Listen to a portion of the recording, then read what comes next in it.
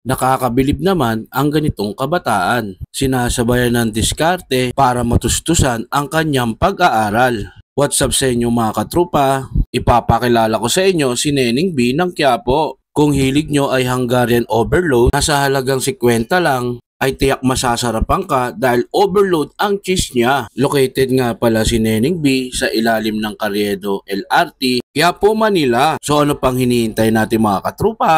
Tara, tara, tara, tara! Hello Neneng B! Hello po. Ano yung tinitinda mo Neneng B? Hungarian sausage po. Ilan taon ka na? 15 pa lang po. 15 ka lang. 15 years old po. So bakit ka nag-work ngayon? Ba't ka Wala namang pong pasok. Tumutulong lang po ako kay mama. tumutulong ka? Apo. Kumbaga sideline mo siya para may Apo. paong ka, no? So si Neneng B nga pala, ambulant vendor dito sa Quiapo. At paikot-ikot lang siya dito sa may Quiapo. Yan. So yan na, luto na. Apo, luto na po. May lettuce siya. May lettuce na po. Tapos yan, anong Ketchup po. Ketchup. Tapos ito po yung mayo po na merong mustard na po. Mayo. Tapos Hot lagyan mo hot sauce sauce o hot sauce mo. Iyon, no?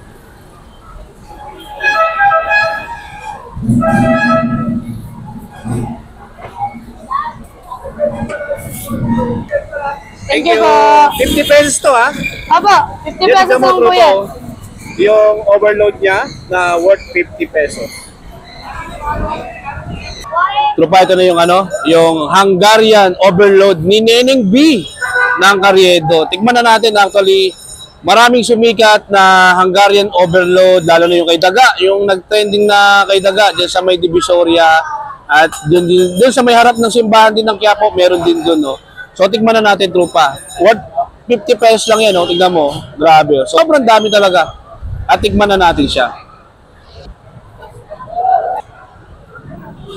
Stop. May tanong ko sa'yo, ano mahalaga? Diskarte o diploma? Ano po parehas lang po kasi sa akin yun Pero ano po kasi sa akin yun ano po Ang una po talaga sa akin, diploma po.